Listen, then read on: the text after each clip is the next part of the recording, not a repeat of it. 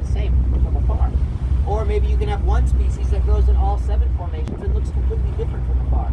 But once you get a little bit closer and examine the holes, the size, shape, depth, the diameter of those corallites, as well as the arrangement on the colony itself. Some corallites are just sort of polka dotted around, kind of like your dress, just sort of leopard spot around. Some, like the Seriatopora coral, for instance, the corallites are in very neat, straight lines, just like a farm. It's like cornrows. So when you get to the beach today, pick up a piece. Also, there's a very, very, very special kind of coral that grows here. It's a soft coral that disguises itself as a hard coral. It's called pipe organ coral, and it's bright red.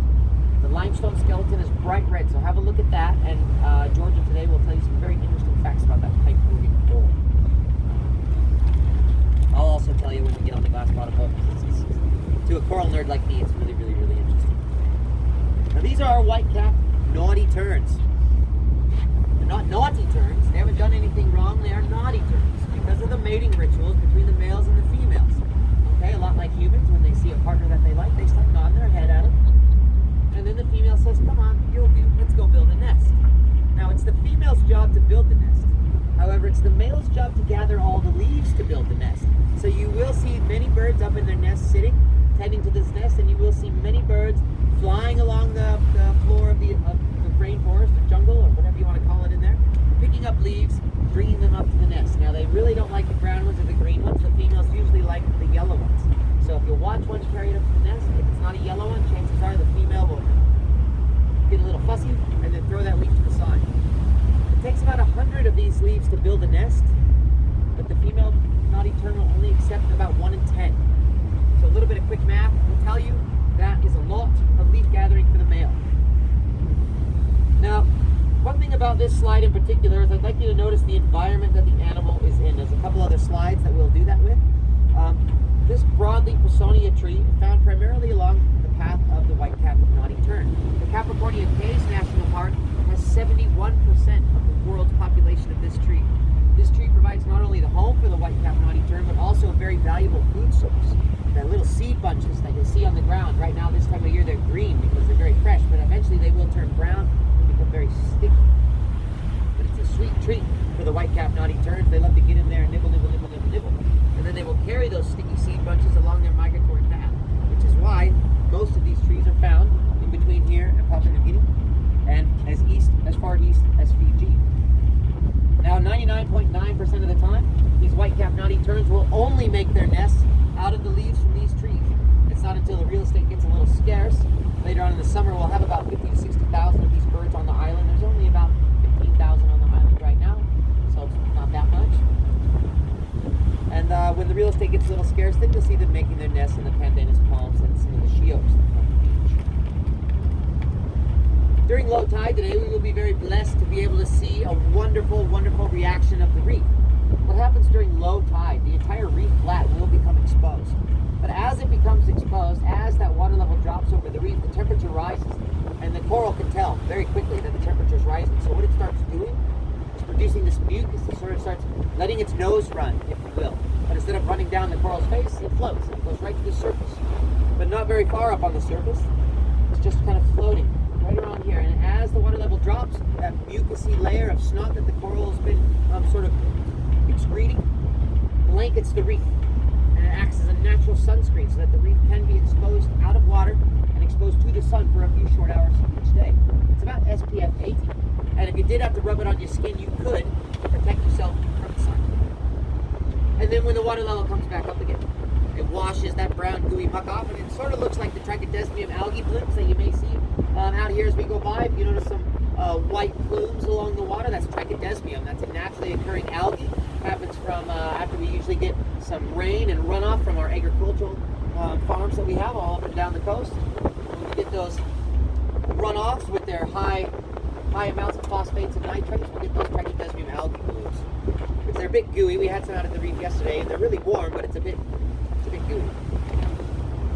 Here's what everybody's here to see. This is what we all want to see, right? The turtles. Now this is a green sea turtle.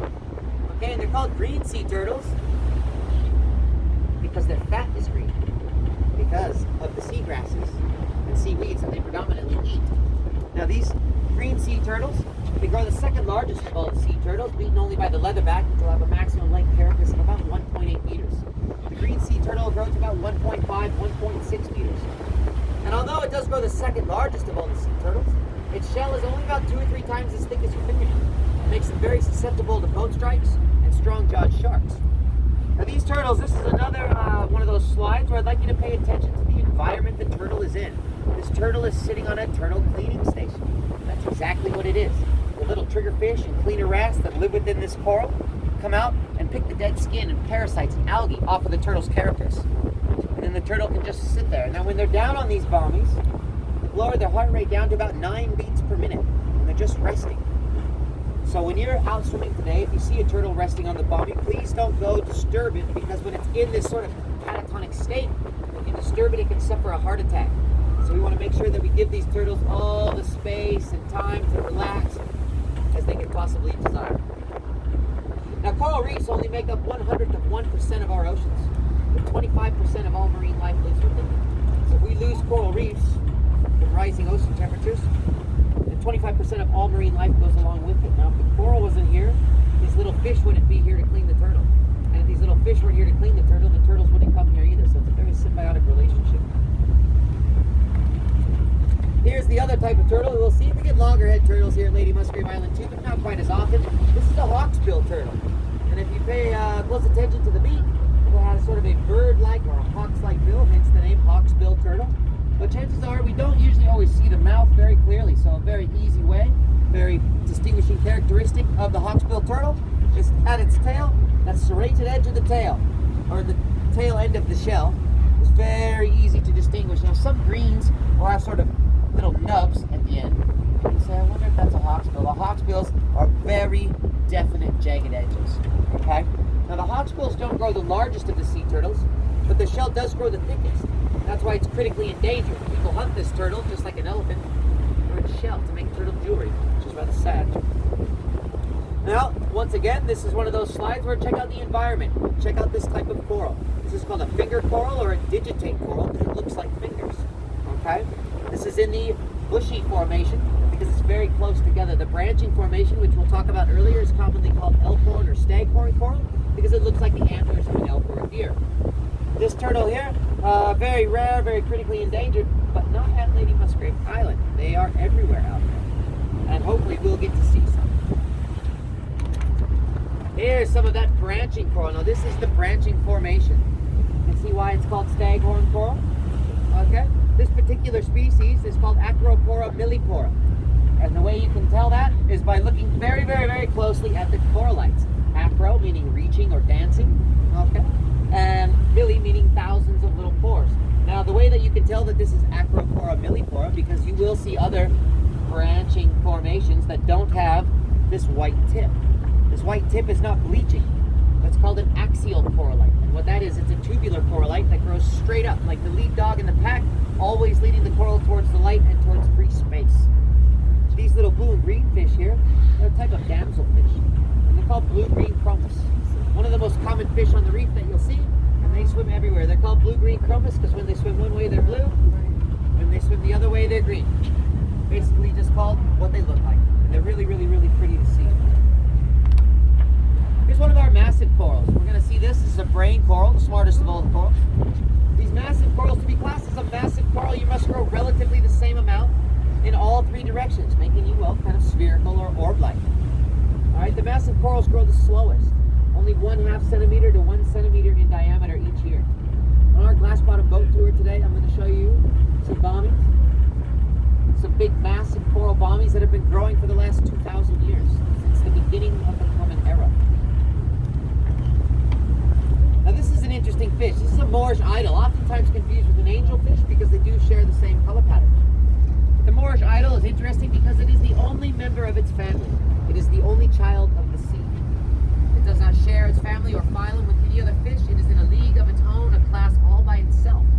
And like other fish, like the butterfly fish for instance, the Moorish idol is a corallivore, which means it eats coral polyps, but not in a way that's harmful to the reef. You see, most butterfly fish and Moorish idols eat diseased coral, so they're kind of picking out the sick stuff.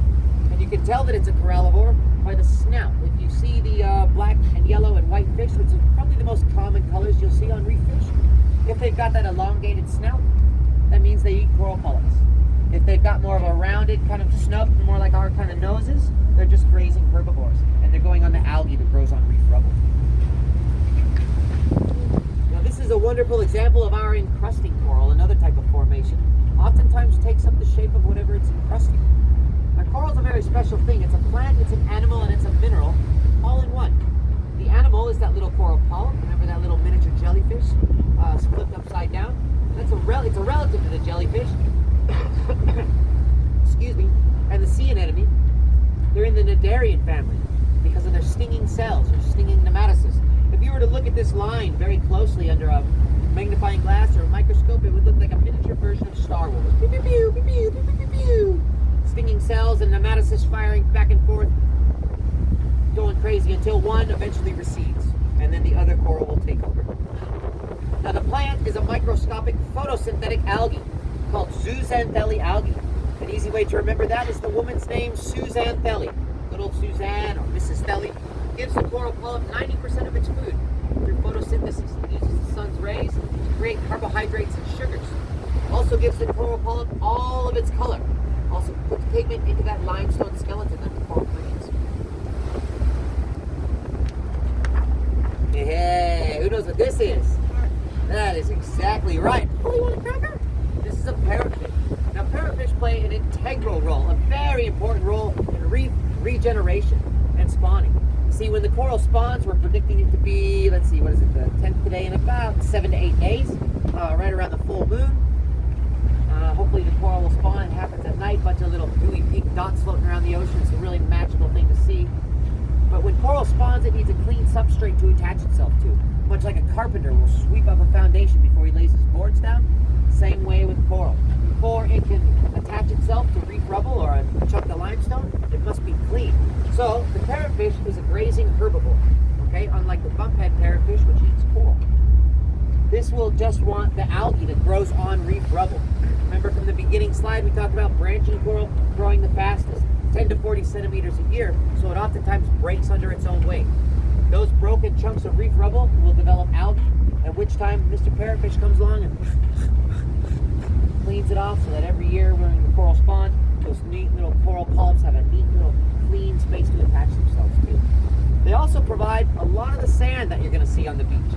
See, each one of these little parrotfish, when they start scraping off that algae, they're also getting some of that limestone skeleton as well. So that in the front of their mouth, they've got teeth just like us. But then they have a second set of jaws in their throat, which are just like our molars, and they grind up that limestone into kind of a liquid form as it goes through their body. And then they poo it out as fresh, clean sand every single day. Each one of these parrotfish, ladies and gentlemen, will poo out about 90 to 100 kilos of fresh, clean sand every year. The big bumphead parrotfish, like you'll see schooling around if you go up to, say, Tulumbin, up the north side of Bali and dive that Liberty Wreck. We have them here too. Big bumphead parrotfish. They'll poo about 1,000 kilos of sand every single year. Fresh, clean sand. So the next time you're laying on a beach getting a tan, just remember what you're laying on. Okay? These are our little anemone fish. We're going to endeavor to show you two of them today, two that we have so lovingly named Brian and Margaret. You name the things you love, that's why we all have names. Okay, all anemone fish are born male. Okay, and it's not until the absence of a male, the most dominant male, or it's not until the absence of a female that the next most dominant male will go away for 3 to 4 weeks, turn himself into a female. He will change size, shape, sex, and color, and come back and rule the roost. It's a much more efficient way to go. Okay, now these are little anemone fish. These aren't the clownfish. They're anemone fish. The double-banded anemone fish, also called the Clark's anemone fish, after the biologist Mr. Clark decided to name them. The clownfish has 3 stripes, and they're found a little bit farther north, but we do get these double-banded anemone fish. And from a very young age, in fact from the time of birth, they begin rubbing themselves on this anemone so that they become immune to its sting. In fact, the anemone doesn't even recognize that they're there. And in turn for receiving a safe haven, they keep the anemone clean of shells, debris, and always keep just sort of fluffing it around and keeping it very nice.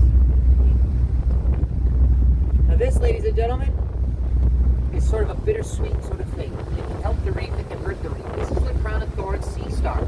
It's not a starfish because sea stars are not fish. They are classed as echinoderms, They have a water vascular system, which is like basically your kitchen sponge wrapped in skin. They just pump oxygenated water around their body. These crown of thorns will eat about 400 square centimeters of reef every day. It's about half the size of this sheet of paper. Okay, now 1 per hectare is considered healthy for the reef, but one of these can have 1 million babies in a year. Okay, so 1 is all right, but 1 million per hectare is not very good. And what you'll notice if you see this scarring, the crown of thorns predation, it's a series of white spots, usually about 1 meter, sometimes 2 meters apart. One will be on one side will be a little bit green or yellow, where they ate maybe a few days ago, and the other side being brilliant white where they just finished. Now they are nocturnal feeders, so it's important that if you do see this predation, it's important that you don't go grabbing ledges trying to find it, because it could be right underneath one. It's a nocturnal feeder, so they hide during the day. You look for that brilliant white scar, and then usually underneath, that's usually where the crown of thorns is. If you touch these spikes, it's immense pain for 3 hours, and there's nothing we can do about it. It's enough pain to make you cry and scream, but not enough that you get a helicopter ride. So just don't touch them. Very important that you don't touch them. Here in Australia, many of you know, you're never really more than about 2 meters away from something that can seriously injure you. So just be aware, be responsible, and be accountable for your own actions in the marine life. We are here to provide a very safe environment for which you to swim, but it's also important that you're accountable for your own actions as well. Now on this slide, ladies and gentlemen, during your island tour, this is what you will need to look out for. Anybody who's diving or scuba diving or snorkeling today, also you'll want to look out for this on the sandy floor of the lagoon. This is the cone shell snail. Okay, extremely venomous. More so than the color pattern I'd like you to look for is the shape of the shell, because the color pattern changes. That's about actual size as well. And this is another one of those slides where look at the environment that it's in. It's down by the water's edge. It's not up on the dry sand where you all will be walking.